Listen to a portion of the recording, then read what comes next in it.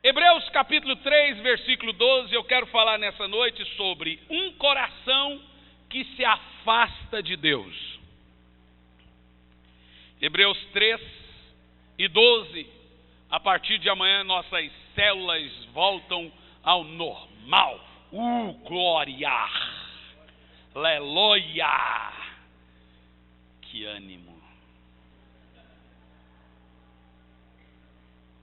Acorda para a vida, irmão. Acorda para a vida. Vamos lá. 3 e 12 de Hebreus, nós vamos ler até o versículo 19. Um coração que se afasta de Deus diz o seguinte: irmãos, tende muito cuidado para que nenhum de vós mantenha um coração perverso e incrédulo que se afaste de Deus. Preste atenção. Pelo contrário, exortai-vos uns aos outros todos os dias. Olha que coisa tremenda esse texto.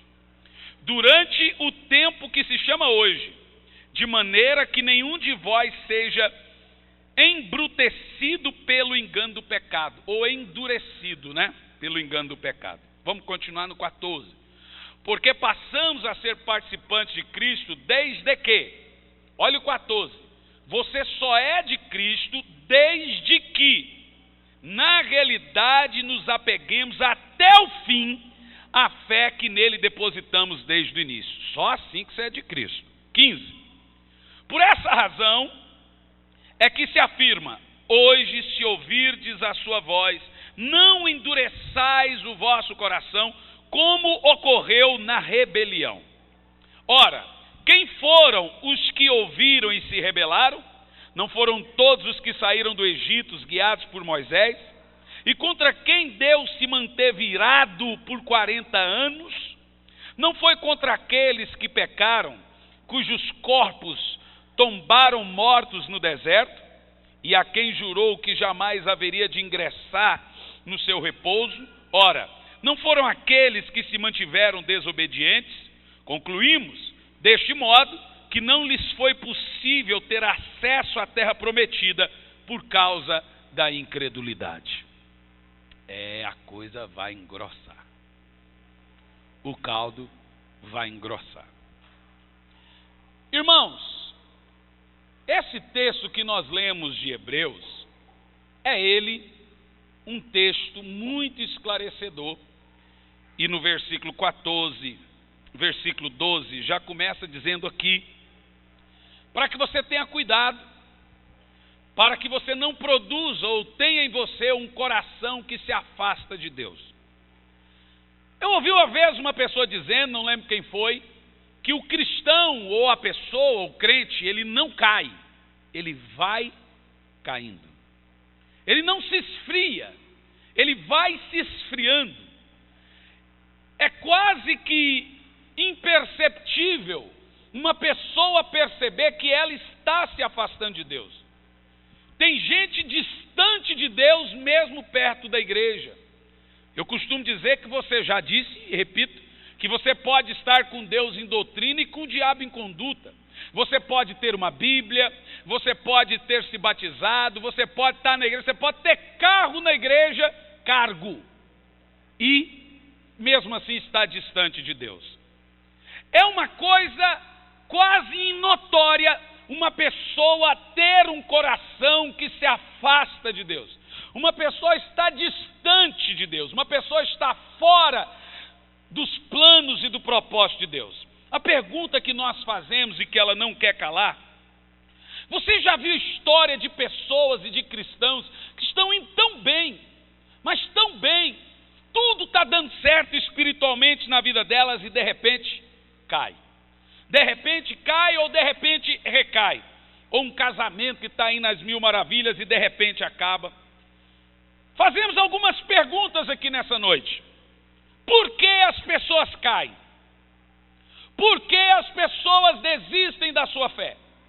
Por que as pessoas se esfriam? Por que as pessoas saem da igreja? Porque as pessoas não querem mais saber de igreja, não querem mais saber de nada e assumem uma ideologia de incongregável. Por quê? Porque as pessoas desistem de Deus. A pessoa era tão apaixonada por Deus, tão firme com Deus, e agora é nítido você bater o olho e você notar uma apatia espiritual. Nós estamos vivendo um tempo generalizado, quando se trata de corpo de Cristo, de apatia. E apatia, gente, é uma coisa impressionante. Porque a pessoa, mesmo que ela está desanimada, apática pessoalmente, ela tem que trabalhar. E quero ver uma pessoa chegar no emprego com a cara feia e tratando os outros mal, ela vai perder o emprego. A pessoa pode estar desanimada, ela vai visitar alguém, ela chega bacana. A pessoa pode estar desanimada, alguém chega na casa, ela dá uma disfarçada. Mas é impressionante como ninguém consegue fingir a apatia espiritual.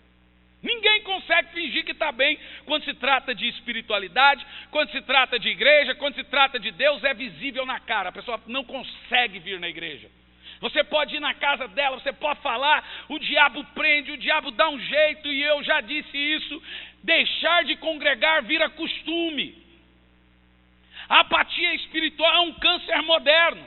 A pessoa até então era fervorosa, agora nem se ouve mais a voz dela num culto, um glória a Deus, um aleluia, um sorriso. É aquela pessoa fria, aquela pessoa apática. Agora você já vê um certo tom de crítica.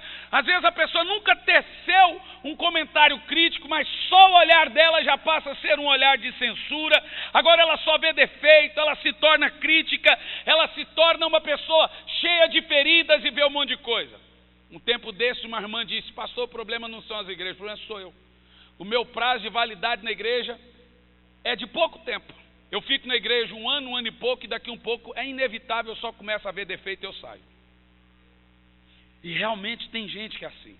Tem gente que o prazo dele de validade na igreja é de 1 ano, 2 anos, logo ele começa a ver defeito, aí ele agora já vê um outro lugar que se torna 1000 maravilhas, como esse aqui um dia também foi. Aí a pessoa fala: achei a igreja perfeita. Passou 1 ano, já não é mais a igreja perfeita. Aí ela vai para outro lugar, aqui que é bom. Aí ela já começa a ver defeito, porque é um espírito, um círculo vicioso dessa apatia espiritual. E é esse o tema que eu quero levar ao coração de vocês, aqui nessa noite. Como evitar esse círculo vicioso e criar raiz espiritual aonde você está plantado. Como vencer essa apatia espiritual? Como conseguir vencer isso? Bom, nós vamos falar muitas vezes aqui nessa noite sobre a questão do coração caído. O coração que está se afastando de Deus paulatinamente, gradativamente e imperceptível. Ninguém aqui pode perceber: não, eu estou me afastando com Deus. É imperceptível. A pessoa se afasta de Deus sem que ela perceba. Esse é o teor do coração caído, do coração que já está afastado de Deus. Nós lemos aqui, vamos voltar de novo, vou dizer: ele é perverso, diga perverso, incrédulo e agora frio com Deus. No versículo 13 diz o seguinte, no 12: irmãos, tende muito cuidado para que nenhum de vós mantenha um coração perverso, incrédulo e que se afasta de Deus. Vamos lá. Perverso. Vamos lá, gente. Incrédulo e que se afasta de Deus. Os irmãos sabem que eu sou profeta. Eu não posso deixar passar uma situação dessa e ficar calado sendo um pregador do evangelho. Um grupo de irmãos foram abandonados por uma determinada igreja aqui em Campo Largo. E o líder maior dessa igreja mandou o recado para eles: se virem, eu não tenho mais nada com vocês. Foi o que eu ouvi hoje no telefone. Um grupo aí dos 50, 6, 7, 8 casais. Eu fico analisando o tamanho da perversidade espiritual da pessoa. Nós estamos lidando com vidas. O rebanho é de Cristo, a ovelha é de Cristo. Isso é inadmissível. É o tipo de coisa que não funciona. Irmãos, a perversidade no coração, ela é a coisa mais sutil que existe, porque perversidade é ruindade. Um coração perverso é quando ele só vê o lado ruim das coisas. É quando ele só vê o lado negativo das coisas. É quando ele é completamente egoísta. É quando ele não vê o que vai abranger, ele não vê o todo, ele vê o mínimo, ele é perverso, ele só vê coisa ruim, ele só consegue tramar coisa ruim, ele só consegue pensar coisa ruim, ele só consegue realizar coisa ruim. E no caso, o coração incrédulo é um coração que não acredita mais em nada e em ninguém. Obviamente, um coração que se torna perverso e automaticamente ele se torna incrédulo, ele vai se afastar de Deus. Diga, ele vai se afastar de Deus. Diga mais alto. Quando chega a esses 3 níveis, perverso, incrédulo e que se afasta de Deus, é quase impossível voltar. Mas a pergunta que se faz é: como uma pessoa chega a esse tipo de coração? Chega ao ponto de se tornar perverso, incrédulo, que se afasta. Uma pessoa boa chega a esse nível? Chega. Todos nós temos esse risco. Porque senão não estaria aqui o alerta: cuidado para que nenhum de vós tenha um coração, nenhum de vós. Isso significa que isso pode acontecer comigo, isso pode acontecer com você, e você vai estar arrotando grosso que você é de Deus, que você é crente, que você é espiritual, tendo um coração perverso, incrédulo e distante de Deus, mesmo pensando que é de Deus. Porque não dá para perceber. Nenhuma pessoa que cai percebe que está caída. Como eu disse, o crente ele não cai, ele vai caindo. Como chega a esses 3 níveis que nós lemos aqui no versículo 12? Vamos ver aqui então quais são os sintomas precedentes de um coração que se distancia e que se afasta de Deus. Quem quer aprender? Pastor, como que eu vou fazer detectar que o meu coração ele está se tornando duro, ele está se tornando incrédulo, ele está se tornando perverso e, consequentemente, ele está afastando de Deus? Como é que eu sei? Nós temos aqui sintomas que você tem que lê-los, você tem que entender para ver se o seu coração não está indo por esse nível. O primeiro, é inevitável não passar por isso. O primeiro sintoma de um coração que está se tornando perverso, incrédulo e que se afasta de Deus é frieza em relação ao pecado. Diga, frieza em relação ao pecado. A pessoa vai cauterizando a consciência a algum tipo de pecado. Na realidade, ela vai domesticando algum tipo de pecado. Ela sabe que é pecado, mas ela tolera, ela se aceita, e agora ela justifica, e por fim ela começa a legalizar isso. Depois que a pessoa legaliza e aceita o seu pecado, ela se torna fria quanto a ele. Ela não vê mais gravidade nos seus atos. Um coração que chama pecado de não pecado, ele já é um coração incrédulo. Uma pessoa que já não vê mais gravidade nos seus atos, mesmo a Bíblia dizendo que é pecado, ela está se afastando de Deus. Eu vou dizer uma coisa para os irmãos. Eu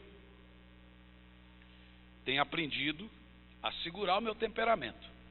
Mas ontem, eu já disse para os irmãos que dia que é da família, pode morrer, eu só enterro no dia seguinte. Ontem eu estava passeando com meu filho, e ontem era aniversário de quem? De quem? Da pastora Renata. E aí, é claro, podia ser aniversário do pastor Samuel. Eu iria sair com meu filho.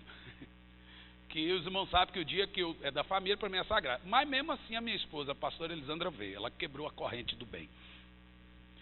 E aí eu estava passeando com meu filho no shopping, no Parque Shopping, e 2 meninas começaram a se beijar freneticamente na minha frente. Aí eu parti para cima. Eu falei, vou falar uma coisa para vocês duas. Primeira coisa que eu falei: por que só mulher feia é lésbica? Ela falou: você é muito lindo. Eu falei: mas sou casado e tenho filho. Falei. Eu não resisti. Eu falei assim: deixa eu falar uma coisa para vocês duas. Primeiro, não tem nenhuma lei que privilegie esse ato de vocês. ou você para, ou eu tiro vocês daqui no bicudão. Ah, mas você vai preso. Não tem problema, eu vou preso. Mas eu não vou tolerar essa sem vergonhice na frente do meu filho. Vocês estão se passando. Esse negócio fica na frente do meu filho, beijando de língua, 2 mulheres na frente. Não, irmão, não dá. Não tem santo que tolere um negócio desse. Até Deus perdoa se eu der uns bicudão nelas. Hã? Não, é feio para um casal hétero. Aí eu chamei o segurança e falei assim: o que me resguarda? Olha, senhor, nós somos aconselhados a chegar perto, porque se a gente fala, processo. Falei, mas veja bem, até que tem uma lei que os resguarde, eles não podem fazer isso. Pois é, então o segurança falou: o senhor tem total direito de fazer o que o senhor quiser. E a segurança do shopping não faz nada. Nem para quem é contra e nem para quem beija. Falei, bom, saber. Irmão, eu pus essas meninas para correr, mas foi um corridão que elas levaram, que eu não sei, eu acho que elas estão correndo até hoje. Irmão, eu acho que essas meninas estão correndo até hoje. Ah, vou chamar o segurança. Chama que eles vão me ajudar. Se eu ver vocês aqui de novo, vocês vão sair daqui roxa. Porque olha, irmão, é a gota d'água esse mundo. Fala, se você quer ser, eu não tenho culpa, o que você quer fazer da sua vida, o problema é seu, mas não passe do meu direito. Nem um casal hétero pode ficar se amassando na frente de uma criança. Isso é um desrespeito. Eu, como pai, não posso aceitar um negócio desse e ficar calado. E muito mais como pastor. Eu fui e falei assim, ó, ah, mas isso é homofobia. Que seja. Ah, se é homofóbico, eu sou dos piores. Sai da minha frente. Não fica perto, não. Se eu ver vocês aqui no shopping se agarrando e eu passar, vocês vão ver o que Jesus vai usar. Deixa eu usar minha ira agora, teofanada no meu servo. Irmãos, eu não tenho nada contra. Aqui na igreja nós já tivemos várias vezes homossexuais que vieram, sempre foi bem tratado, com amor, com abraço, mas isso aí não. É desrespeitoso. Tive um problema lá na minha família, lá em Goiás, porque eu tenho um sobrinho que é homossexual e mora com alguém. O dia que o ator da Globo foi lá na praia do Rio de Janeiro com outro ator, um grudado assim na cintura do outro e se beijando na praia na frente das crianças.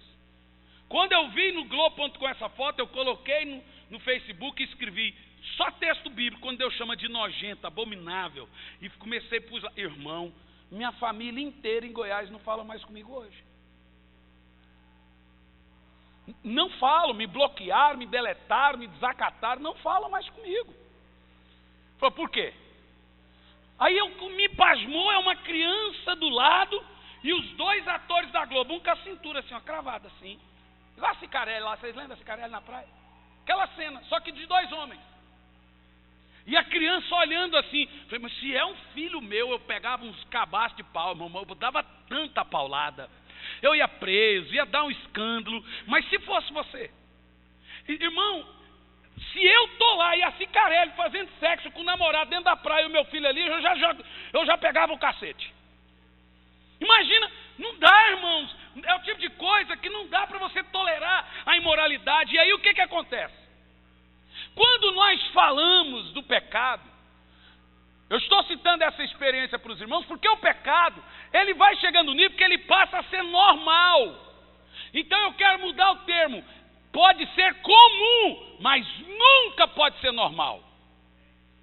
É comum, mas o pecado, ele não pode ser tolerado.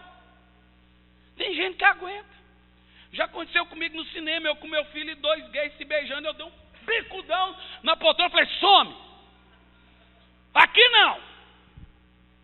Não dá, irmão. Por isso que eu estou falando que a hora que esse negócio legalizar, o primeiro a ser preso vai ser eu, porque eu nunca vou casar um gay. Nunca. A Bíblia condena essa prática. E aqui os irmãos sabem, nós visitamos, tratamos bem.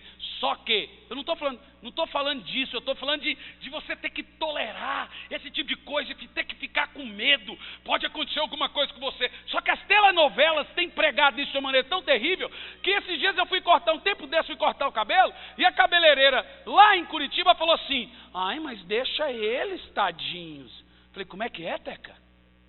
A novela realmente lavou a sua mente.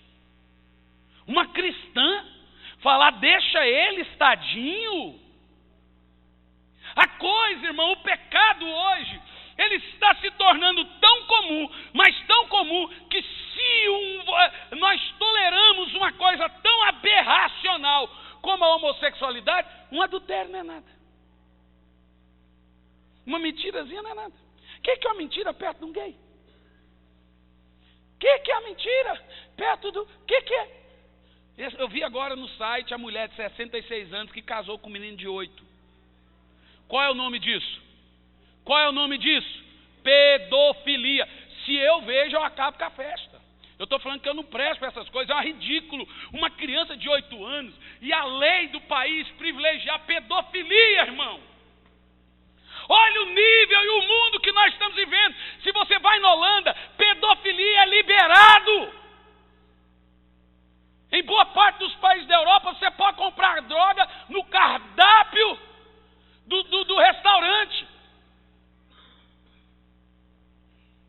Eu já contei aqui, vou contar. Eu lembro um dia que eu estava pregando uma igreja reformada em Den Haag, na Holanda. Eu ia pregar 8 horas e antes tinha um casamento na mesma igreja. Lá chega uma carruagem mesmo, de cavalo, aquela coisa chique, aquela coisa romântica. Desce olha, baita negão da carruagem. Aí o negão está lá na frente. Fala, rapaz, se o negão chegou de carruagem, imagina a noiva. A noiva vai chegar de quê? Voando, alguma coisa. De repente chegou outra carruagem, toda pintada de branco. Falei, imagina a roupa dessa noiva. Outro negão. Agora, você sabe o que eu estou falando? O pastor que me recebeu fez o casamento e depois eu te pergunto, vocês me conhecem, eu fiz o culto? Fiz nada, mandei para o inferno.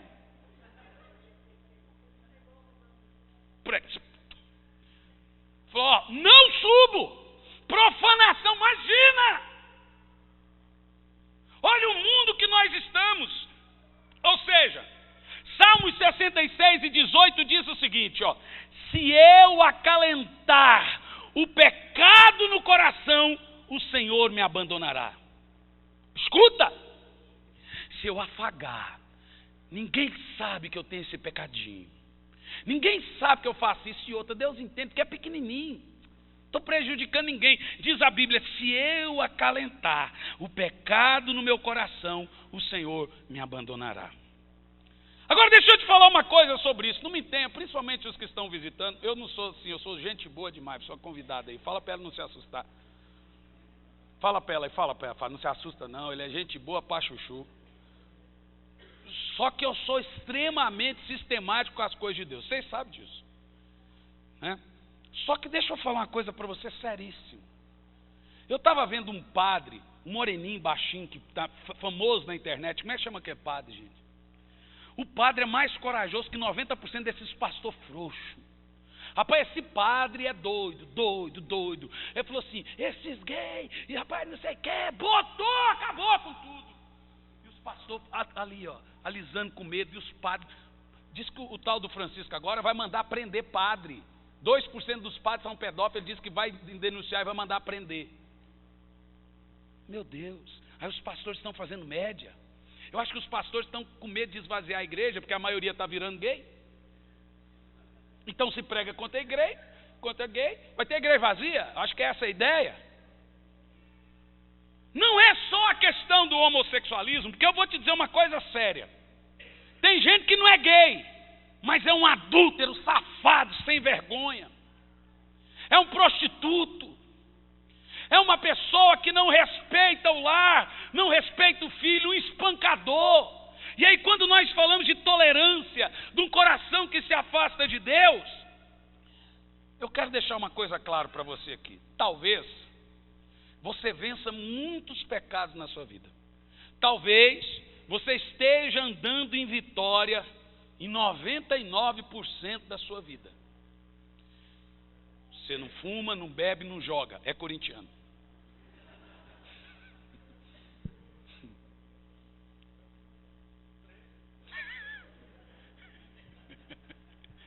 ferida, né? Ora para ele aí, Toninho. Ora aí, Jesus, cuida desse irmão. Você nunca matou ninguém, você não rouba de ninguém, você é honesto, você é uma pessoa que ajuda o pobre, é uma pessoa que 99% da sua vida você faz tudo certinho. Mas talvez você tenha um pecadinho que é imperceptível e que você está tolerando. É uma coisinha assim, mas isso aqui eu gosto. Isso aqui. E é aí que mora o perigo. Quando a Bíblia fala, não deis lugar ao diabo, a palavra aí, lugar, não é lugar, é abrir uma avenida. Como é que se abre uma avenida? Um pecadinho é como uma ponta podre numa caixa grande de fruta. Não existe isso, irmão. Aí mora o perigo, porque Deus não ouve quem tolera, quem vive nesse hábito escuso, escondido. Deixa eu te falar, Deus não tem problema com o pecador. Deus tem problema com quem ama o pecado. Porque pecador todos somos. Mas existe uma diferença de você ser um pecador e você viver gostando do pecado, justificando o pecado, tolerando o pecado e aceitando ele na sua vida. Não faz isso, irmão. Você vai destruir. Esse é o sintoma de um coração que está se afastando de Deus. É o que Davi diz o seguinte: se eu afagar, acalentar o pecado no coração, o Senhor não me ouvirá, o Senhor me abandonará. O que Deus entende? Deus prefere, deixa eu te explicar, Deus prefere lidar com uma prostituta, Deus prefere lidar com um homossexual do que com uma pessoa que vive entre dois mundos. Você entendeu? Qual é o nome de quem vive entre dois mundos? Hipócrita. Então Deus prefere trazer a prostituta, lidar com o homossexual, lidar com a pessoa que está no pior nível de pecado, do que com uma pessoa que vive entre dois mundos. Bom, toda vez que você buscar a Deus de todo o coração, Ele lhe mostrará esse pecado. Agora deixa eu te falar uma coisa, eu não conheço alguém que esteja perto de Deus, que Deus não diga para ele o que ele tem que tirar da vida dele. Você entende o que eu estou falando? Todo mundo que se aproxima de Deus, Deus fala com você o que você tem que tirar da sua vida. Você sabe disso. Ele vai mostrar, ele vai liberar, ele vai mostrar para você aquilo que está errado. Irmão, não tolere o erro na sua vida, o pecadinho, por menor que seja.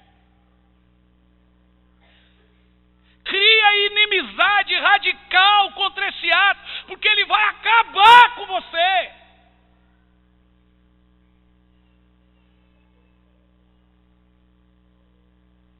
Amém? Diga amém. Vamos continuar. Isaías 59, versículo 2 diz o seguinte, olha que texto. Bom, abra na sua Bíblia que esse texto ele é fora do comum. Sobre a questão da frieza quanto ao pecado. Vamos ver? Bom, eu falo isso porque eu sei que tem gente que vem na nossa igreja, gostei, mas seu pastor é bravo, né? Não, eu não sou bravo, é que a maioria adula. A maioria passa a mão na cabeça. Eu não. Eu vou falar a verdade para você. Eu não estou falando isso para ferir ninguém, eu estou falando porque é verdade. Diga, é verdade. Isaías 59, versículo 1 e 2 diz o seguinte,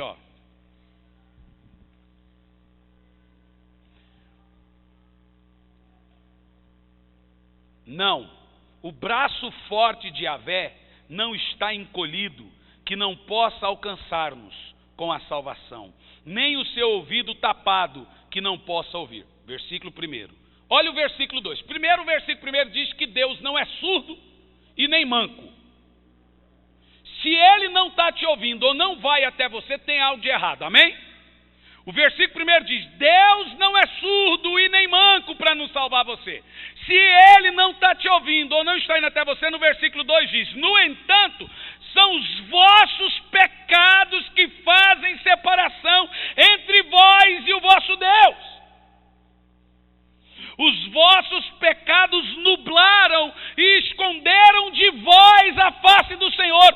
Por isso Ele não lhe dará ouvido. Irmão, isso explica por que orações não são respondidas, por que vidas não vão para frente. Veja, esse texto de Isaías é fora do comum. Isaías começa dizendo: Deus não é surdo e Deus não é manco. Ele vai até você quando você precisa e te ouve quando você ora. Então, Isaías está descartando a ideia: Deus não me ouve, Deus não faz nada por mim. Deus, por que o Senhor não vem me ajudar? Isaías descarta essa ideia. Aí agora a Bíblia vai dizer: por que então que Deus não me ajuda? No entanto, são os vossos pecados que separam você de Deus. E os vossos pecados nublaram e esconderam de vós a face do Senhor. Você não consegue falar com Deus e por isso Ele não lhe dará ouvido. Diga comigo: misericórdia. Mas nós somos tendenciosos a falar: por que, Senhor? É ou não é? Não é? Oh Deus, por quê? Por quê? Primeiro, Deus não é surdo e nem manco, Ele é vivo. Inclusive eu esqueci de indicar para os irmãos, eu ia indicar, que dia que é, Keila? Você que viu lá no Facebook. Dia 21 de agosto vai estrear no cinema o melhor filme para você que já assistiu na sua vida. Deus não está morto. Vão assistir, gente. É a coisa mais linda do filme, viu?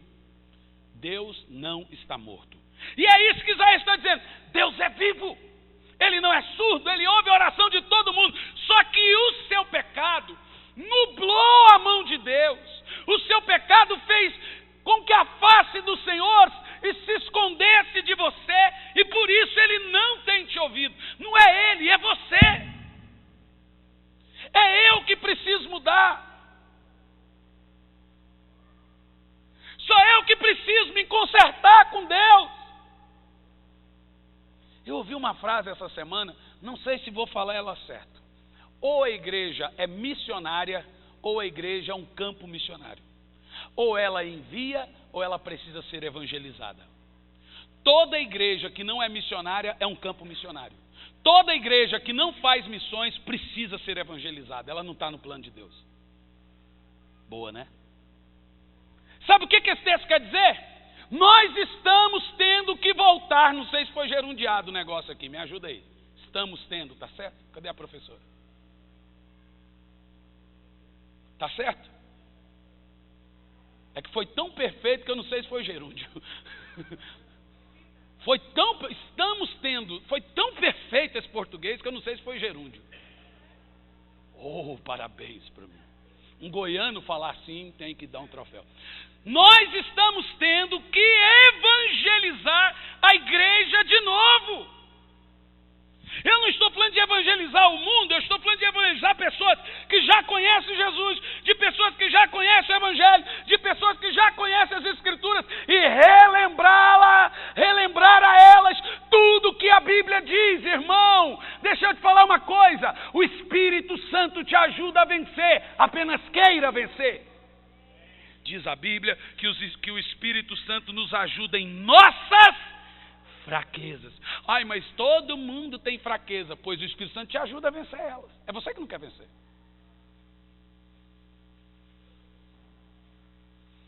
Fica bravo comigo, não. Porque tem que ter amor para falar a verdade. Não precisa de amor para adular pessoas, não é verdade? É ou não é? Amor é demonstrado quando alguém tem coragem de dizer o que tem que dizer. Não é quando só passa a mão na cabeça. É por isso que a gente está trazendo pastores com dons aqui.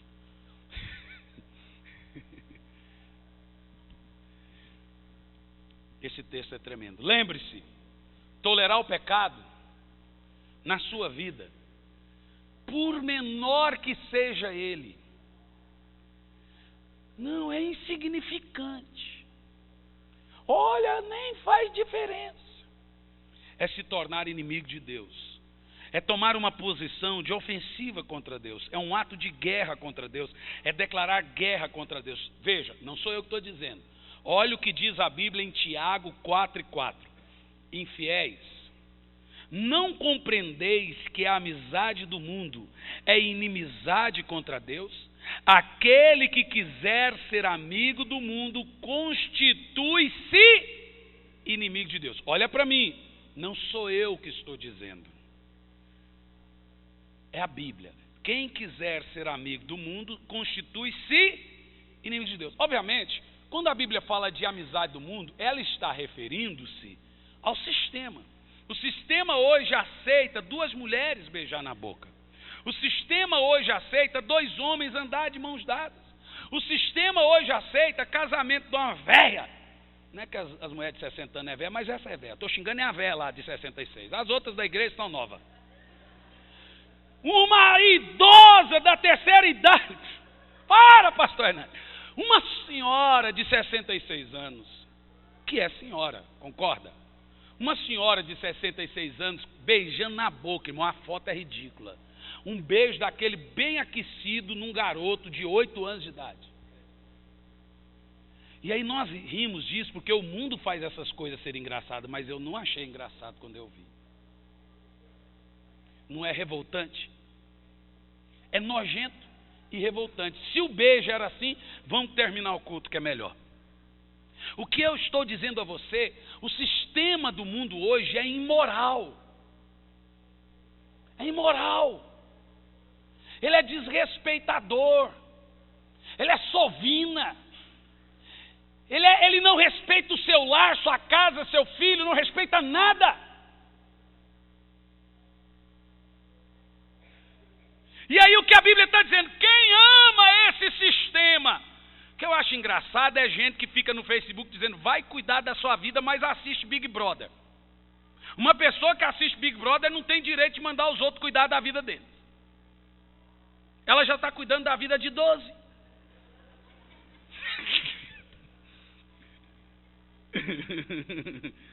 A partir do momento que você pôs no Facebook, todo mundo tem direito de saber, irmão. Se você não quer que as pessoas não saibam, não põe no Facebook. A partir do momento que você fez, não manda ninguém cuidar da vida dele, não. A partir do momento que você pôs no Facebook, é do mundo. O mundo sabe da sua vida. Se você não quer ter problema, não põe no Facebook. Você pôs lá, vai ter problema. E eu tentei. Não deu certo. Tudo que põe dá problema, então não vamos ter. Porque eu sou, por natureza, eu sou uma pessoa polêmica. Então é melhor não ter. É ou não é? É ou não é? Eu não vou deixar de falar uma verdade e dar uma declaração quando eu vejo que uma coisa necessita de uma declaração. Não é verdade? Faz parte da minha personalidade. Então, se você não quer que as pessoas se metam na sua vida, não ponha no Facebook, irmão. Se você pôs no Facebook, a sua vida é de todo mundo. É ou não é? Concorda ou não concorda? Se você não concorda, o problema é seu, mas é verdade. Bom, veja, agora eu quero que você abra a sua Bíblia. Agora, esses 2 textos aqui, eles são fora de série. 1 de João, nós vamos ler a partir do versículo 3. Depois do culto eu vou ter que agradar os visitantes, tadinhos. Eles vão sair daqui assustados comigo. Hã? Não, mas aqui é bom, gente. Aqui é o seguinte, aqui é o morro do pastor Samuel Assopra. Tá?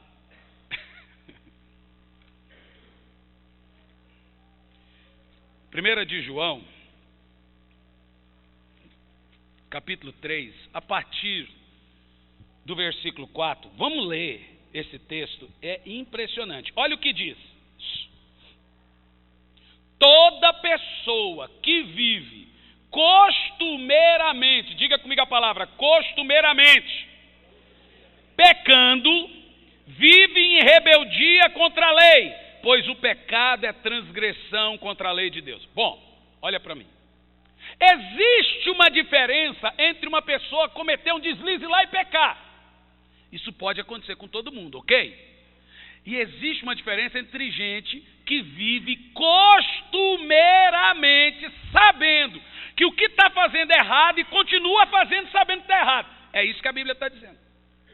A Bíblia não está falando, porque o mesmo João escreve aqui que diz: quem diz que não peca, mente e faz Deus mentiroso. Todo mundo peca, todo mundo é pecador, ok? Mas o que João está condenando aqui é pessoas que vivem costumeiramente, se tornou um hábito viver aceitando com uma frieza o seu pecado. Esse é o coração que se distancia de Deus. João está dizendo isso. Vamos continuar o texto? Versículo 5. Sabeis igualmente que ele se manifestou para tirar nossos pecados, e nele não há pecado. Ok? No versículo 6, olha o que diz: todo aquele que permanece nele não vive pecando. Quem é de Jesus aí? Levanta a mão quem é de Jesus. Olha o que a Bíblia diz: quem é de Jesus pode pecar um dia por um acidente? Pode, mas ele não vive pecando. Bom, eu aprendi uma coisa. Olha para mim. A Bíblia diz que enganoso é o coração do homem. A Bíblia diz que às vezes você pensa uma coisa com o coração e o seu coração te engana.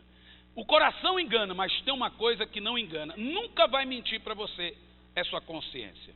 Você percebeu que quando você faz algo que é errado, o coração pode querer fazer, mas a mente está dizendo não é certo? Quem já percebeu? A sua mente nunca, a sua consciência nunca mente para você. E a Bíblia diz que é pecado ir contra a consciência. O que é um coração que se afasta de Deus? É quando a consciência já não acusa mais.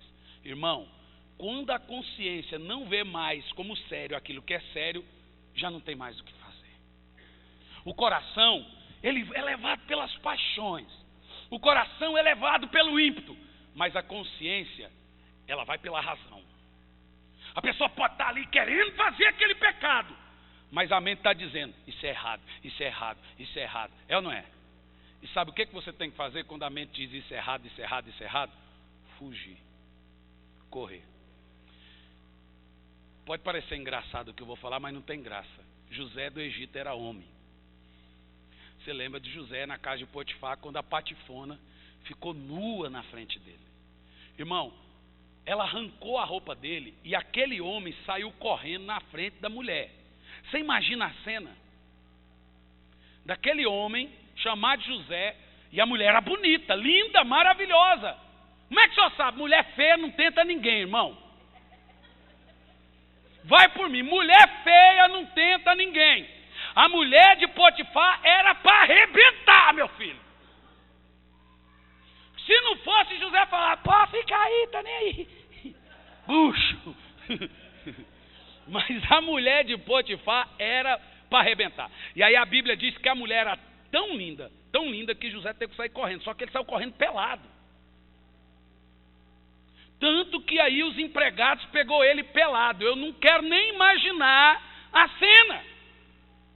De um homem, diz a Bíblia que ele era assim, alto, forte, igual eu, bonito. Cara elegante, alto e forte, meu. Tem que exercitar fé. Você não está entendendo, rapaz? O camarada era lindo, bonito, José do Egito, correndo, nu, dentro da casa da mulher, só os dois lá dentro, saindo da piscina. E pior, a Bíblia diz que Potifar era eunuco. Isso significa o quê? Significa que ele não brincava com a esposa. E aí, sabe o que é que isso significa? Significa que, além dele não brincar com a esposa, a mulher estava subindo nas paredes. Aí ela olha lá um garotão, ela fala assim: esse aqui quer subir na vida. E eu vou dar essa oportunidade dele subir na vida. Irmão, José está correndo até hoje, meu filho. Porque deixa eu te falar uma coisa, na luta contra o pecado não existe guerra. Você não pode enfrentar o pecado. A Bíblia manda você correr, fugir, não tem jeito. Não tem aquele negócio do tipo: eu estou forte, eu aguento essa... Irmão, tem que correr, vaza. Não tem mulher forte. Ah não, mas fulana é séria. Não tem séria, não tem sério. Corra, vaza da linha, sai correndo, porque não existe luta contra o pecado, a não ser fugir. Fugir. Mas eu sou crente. Davi era. Davi viu lá a mulher, igualzinho José. Mulher, nua, tomando banho. Davi dá umas olhadas. Primeira olhada não é pecado, né? Mas Davi está passando lá assim, assado.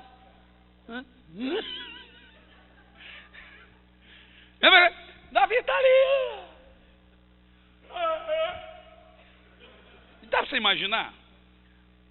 Irmão, era outra que devia ser linda para chuchu, porque senão não teria traído Davi. O que eu estou dizendo para os irmãos, que não dá para brincar com pecado. Não dá para brincar com tentação, não dá para brincar com flerte, não dá para brincar. Tem mulher, tem homem que está lá no emprego, está gostando do flerte. Está gostando daquela olhadinha, é casada, mas me dá uma olhadinha, piscadinha. Não dá para brincar. É da gente, né? O cara dá uma olhada assim. Não dá. Contra o pecado não existe esse negócio. Então eu vou ver até onde eu vou. Eu vou brincar, vou conversar. Não existe isso. Isso vai acabar com você. Eu não estou falando de acabar só com a sua vida espiritual, estou falando de acabar com o seu casamento, acabar com a sua personalidade, com a sua reputação. Principalmente mulher. Homem faz, veste a calça e vai embora. Mulher faz e vira vagabunda. É machista? Eu não tenho dúvida que é machista, mas é a lei do mundo. Infelizmente. Homem é garanhão, mulher é galinha. É ridículo? É. Mas é a regra do mundo. Irmão, não caia no laço. Não ceda. Não converse. Não pisque. Não aceita cantada. Vai no coice. Vai no coice. Esse dia eu dei um conselho para a irmã aqui. É, porque ele chega e vem passando conversa. Próxima vez que ele chegar, precisando de amor. Não estou e me deixa em paz. É assim que tem que tratar. Cara folgado, que chega como educado. E aí, você quer? Um cara respeitador nunca vai ficar trocando ideia com a mulher várias vezes na igreja, longe do marido. Ele chega e conversa ali rapidinho. E aí, como é que você está? E aí, beleza? Jóia? E já sai, meu filho, já vaza. Ele não fica ali meia hora, 20 minutos. Pois é, você quer? E todo mundo está passando, está vendo que ele só encanou na irmã. Não vai. Ele chega, ele cumprimenta todo mundo, 2 minutinhos, e aí, tudo bem? Jóia, bacana. Vaza. Mulher às vezes está carente, só de você falar, você quer? Acabou. Esse cara gosta de mim. E eu fico de olho. Ó, eu sou esperto, irmão. Fala comigo, não brinque. Veja, vamos lá, no versículo 8, diz assim: aquele que vive habitualmente no pecado é do diabo. Repita comigo, diz a Bíblia. Vamos lá, diz a Bíblia. Aquele que vive todo dia pecando. Quem escova o dente todo dia? Qual o nome disso? Quem come todo dia? Qual o nome disso? Ferdinando, você está engraçadinho hoje, Ferdinando. Hábito. Controla seu sogro ali, pastor Samuel. Não mandei ele para São Paulo com você. Estou brincando com você. Hábito é uma coisa que acontece automaticamente. Diz a Bíblia, aquele que vive pecando todo dia, o nome disso é hábito. A pessoa passou a criar um hábito, ela tem que cometer aquele pecado no mínimo, 1 vez, 2 vezes por dia. E aí a Bíblia não está falando do adultério, porque adultério não acontece todo dia. A Bíblia não está falando dessas coisas horrendas, ela está falando dos hábitos, das coisinhas pequenininhas, raposinhas. É os hábitos que são imperceptíveis. Todo dia eu tenho que fazer aquilo. Todo dia aquilo tem que acontecer. Diz a Bíblia, quem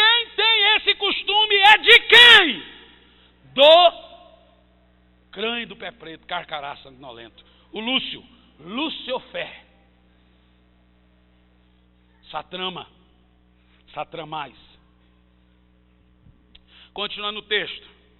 Aquele que vive rotineiramente, está falando de uma rotina, habitualmente, no pecado, é do diabo.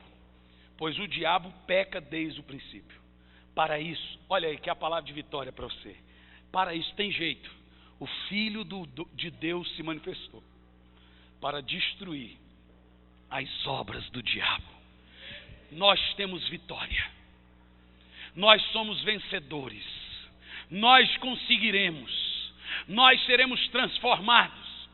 Eu não estou falando, irmão, de crente ter falha. Eu estou falando de crente ter as raposinhas aí e vai achar que é de boa. Diga comigo assim, 1000 vezes não. No versículo 9 diz assim, todo aquele que é nascido de Deus, não, olha que poderoso, não se dedica à prática do pecado. Porque a semente de Deus está nele. Esse é o eleito, lembra que eu preguei? A semente de Deus está nele e ele não pode continuar pecando, pois é nascido de Deus. Dá um glória a Deus bem alto. Só quem tem a semente de Deus no seu coração dá um brado, aplauso e glorifica o nome do Senhor bem forte.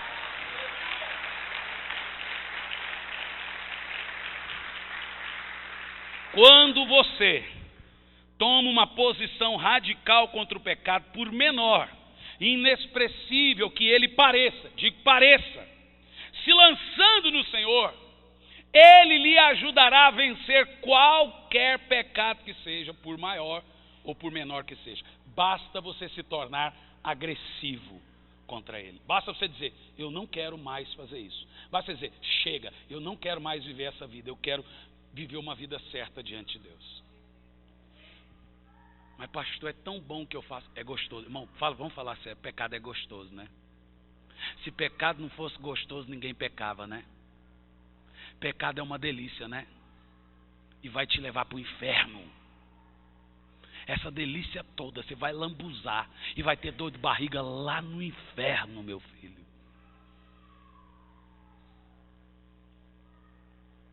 Porque se pecado não fosse gostoso, ninguém pecava, não. Pecado vicia, pecado é gostoso, pecado é bom, mas é pecado. É afronta, é inimizade. E não é só questão de ir para o inferno, não. Destrói a pessoa. Todo mundo lembrava do Ronaldo Fenômeno. Hoje todo mundo sabe que ele pegou 2 travestis. Não tem jeito, todo mundo sabe que o Ronaldo é um negócio estranho. Todo mundo sabe, está escrito na história. Ele manchou a vida dele. Todo mundo admira o rei Pelé, mas todo mundo sabe que ele teve uma filha que não reconheceu e ela morreu de câncer, ele sequer foi no velório dela. Sabe ou não sabe? Ah, Maradona jogou muito, mas sabe que ele gosta de uma farinha. E não é baiano. Porque, irmão, engraçado que quando você peca, até para te elogiar, eles têm que falar mal de você. Olha, aquele ali não é aquele que... Nossa, que bênção que ele se levantou. Ah, não é aquele que caiu. Olha, o que aconteceu com ele foi tão sério. Mas como é tremendo Deus levantar as pessoas. O camarada já morreu. Está para a glória. Agora está o filho dele pregando. Donnie Swaggart, filho do Jim Swaggart, está pregando. Estou falando por causa disso. Todo mundo vê o Donnie Swaggart e fala assim, como Deus é misericordioso. Não precisa falar mais nada. Jim Swaggart foi o escândalo nos anos 80 no mundo. O filho dele prega absurdamente.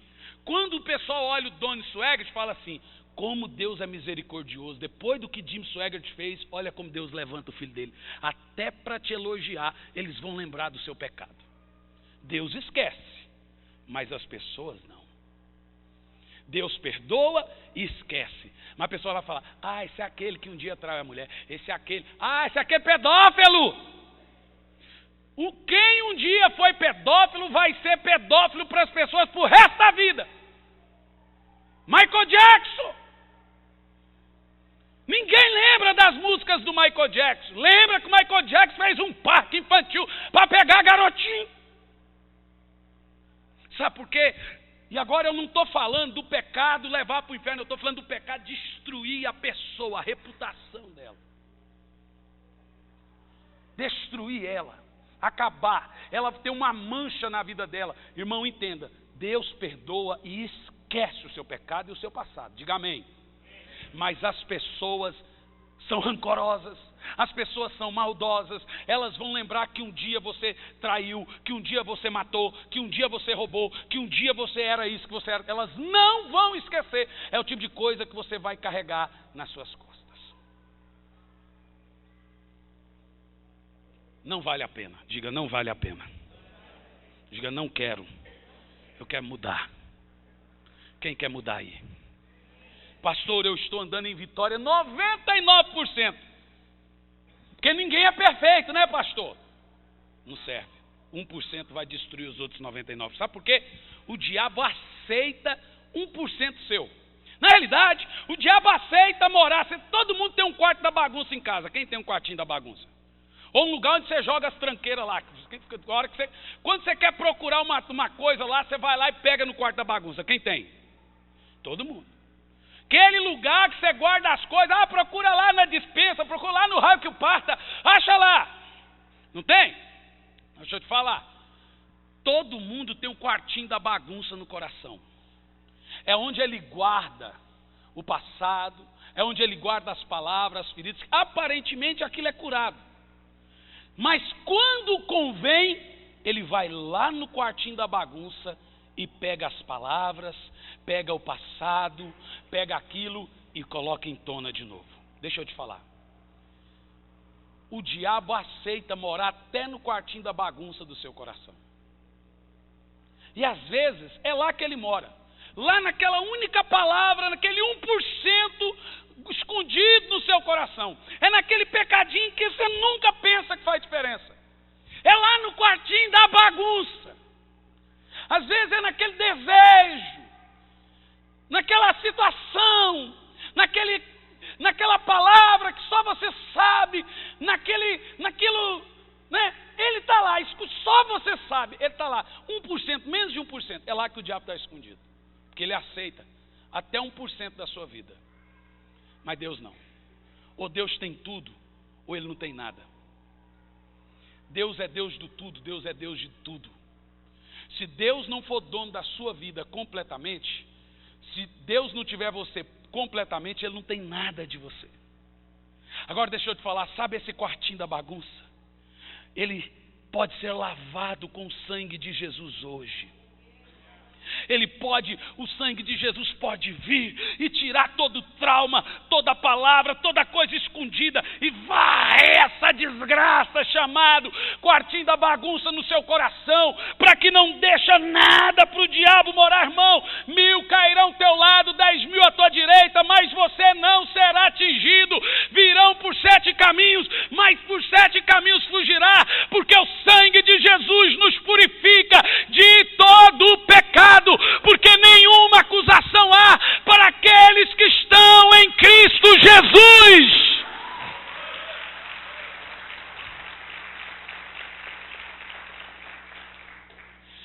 Primeira de João 1,6. Se afirmarmos que temos comunhão com Ele, mas andarmos em trevas, somos mentirosos e não praticamos a verdade. No entanto, versículo 7, se andarmos na luz, como Ele na luz está, temos comunhão uns com os outros, e o sangue de Jesus nos purifica de todo o pecado. Eu tenho uma boa notícia para você nessa noite. Existe vitória contra isso que você não quer viver. Você não entendeu o que eu estou falando. Vou começar a fazer igual o pastor Eliel, que tirar a roupa. Só que o pastor Eliel não tira toda a roupa, eu também não. O que eu estou dizendo é o seguinte: existe vitória. Eu quero que você diga bem alto: existe vitória! Mais alto! Deus vai te levar à vitória no seu casamento. Deus vai te levar à vitória no seu lar, na sua vida. Basta você bradar e dizer: eu quero a vitória. E para os meninos aí, eu não estou falando da vitória de Chapecó não, de Concórdia não, viu gente? Seus engraçadinhos. Eu falei, eu quero a vitória, e os meninos começam a rir. É porque esses dias eu vi uma menina muito bonita aqui que chamava Vitória. Os meninos falaram, eu quero a Vitória. Os meninos gritam, eu quero a Vitória. Esses meninos, conversa, fiada, faça uma conversa. Faz nada. Nem perto chegou. Não é, Toninho? Pode vir 35 irmãs bonitas aqui na igreja que esses meninos vão fazer a rodinha deles, de homem ali conversando e olhando de rabo de olho. Parece bobo. Hã? Fica assim, ó. Quer casar, né? Esses meninos estão criando teia de aranha na boca, meu filho. A Inês vai casar, esses meninos não casam, meu filho. E a Inês vai casar, gente. Essa semana eu faço o noivado dela. Tá feio para vocês o negócio. Posso apresentar, Inês, o seu futuro esposo? Fica em pé aí, o meu amigo querido. Olha lá. Vamos aplaudir Jesus. Na realidade, esse é o ex e o futuro. Deus restaurou. Vamos aplaudir Jesus aí, ó. Então não é ex, né, Inês? Deus faz milagres. É Vanderlei? O nome dele é? Da onde eu tirei Vanderlei?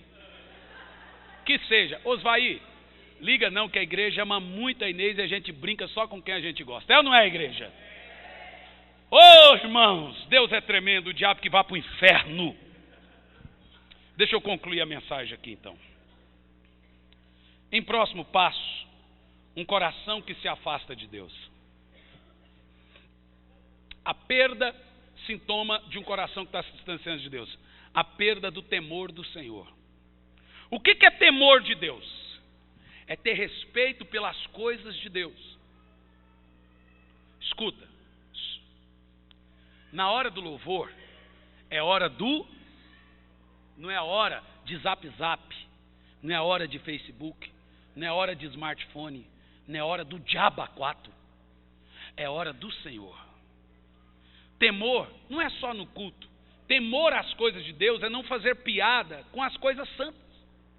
Hoje em dia as pessoas não respeitam mais o nome de Jesus, menosprezam, desrespeitam. E agora você, lá no mundo ainda entende. O problema é quando você vê cristãos perdendo o temor. A perda de temor já é um coração que está se afastando de Deus. Eu quero que você vira por mão do lado e fala, não brinque com as coisas de Deus. Brinca com a minha cara, brinca com todo mundo, mas não brinque com as coisas de Deus.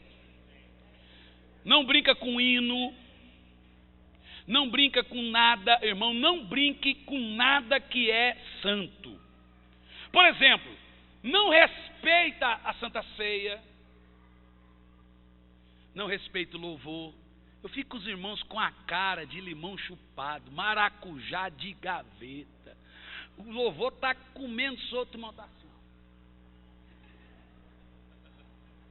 Verdadeiro The Walking Dead. Irmão, olha, tem uns que faz umas caras, irmão, umas lãs, é assim, essa cara de nojo, assim. Aí tem uns que são assim, mas tem música que eu não gosto. Como se a música fosse para você.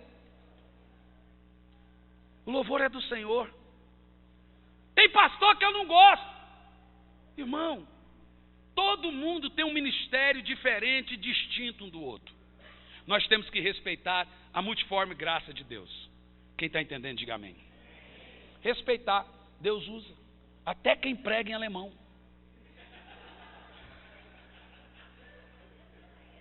Me vinguei agora. Te falei. Mexe com quem está quieto, viu, Ferdinando? Agora você viu como é bom, pastor. Eu quero parar nessa questão do temor e deixar claro para os irmãos. Não brinque com aquilo que é de Deus. Com o nome do Senhor, com aquilo que é santo. Piadinha com o evangelho, piadinha com Bíblia, piadinha com mandamentos. Pega coisa e faz piada. Não brinque. Não aceito quem brinque. Não veja vídeos e fica dando risada. Eu não aceito. Eu acho, é muita coragem quem faz isso. Quem acha comigo aí? Não é muita coragem? Então pronto. Em quarto lugar, espírito crítico, um coração que se afasta de Deus, ele critica tudo. Agora essa pessoa só vê defeito. Para tudo ela tem uma opinião contrária. Não, mas minha opinião é essa. Ela sempre acha que tem seu ponto de vista. Ela critica tudo. Ela acha que tem direito de não gostar do louvor, da pregação, do culto da igreja. Agora ela critica tudo, tudo passa a estar errado na igreja, menos na vida dela. Aí é gente que tem prazo de validade em cada igreja. Você conhece gente assim? Não responda. Porque eu vou dizer uma coisa para você, irmão. Posso falar de coração? Posso mesmo? Eu hoje estava falando com o irmão, com um grupo de irmãos que foi, escuta, eu estou triste. Foi abandonado por uma igreja aqui em Campo Largo. E eu liguei e falei assim, eu quero todos vocês. Vocês não estão sozinhos. A gente ama vocês. E é muitos irmãos, algumas dezenas. A falta de amor hoje é absurda. Aí eu falei assim, porque tem igreja, deixa eu falar uma coisa para vocês. Aqui nossa igreja tem pobre, tem rico, tem igreja que não quer você porque você não tem oferta. Você não tem dinheiro para dar para eles. Porque hoje em dia está caro ser crente, tá ou não está, gente? Está caro, as igrejas pedem muito dinheiro. É caro ser crente, meu filho do céu. Rapaz, você chega na igreja, já pede lá, já pede aqui, está pedindo tudo, inclusive hoje nós temos que pedir alguma coisa. Temos que mandar uma oferta lá para o Maranhão, a igreja lá, os irmãos não tem cadeira, não tem, estão precisando mesmo. Então hoje nós vamos pedir dinheiro. Está caro ser crente. Só que eu não estou falando, eu estou falando de gente que esses dias eu vi o camarada da Areinha, 5.000 reais para Deus liberar a bênção sobre a sua vida. Olha o mundo que nós estamos, gente, diga sem vergonha. Aí sabe o que esse povo faz? Vocês são pobres. Porque se fosse um empresário rico, tivesse uns 3 empresários ricos, hein, Ramon? Hein, Leandro? Se tivesse uns 3 empresários ricos no meio desses irmãos, não teria abandonado. Quem concorda? Isso é sem vergonha, é imoral. É imoral e minha boca está coçando para falar, mas não vou falar. Dá vontade, mas também vocês sabem que não precisa. Eu estou falando que eu fico indignado. O amor de Deus indigna-se com a falta de amor.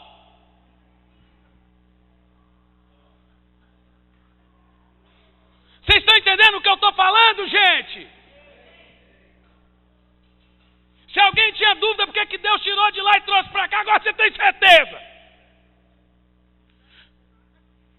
Irmãos, não pode esse tipo de desamor, não pode. Como assim, gente? Como assim? O bom pastor dá vida pelas suas? Como assim? Como? Me explica. Como?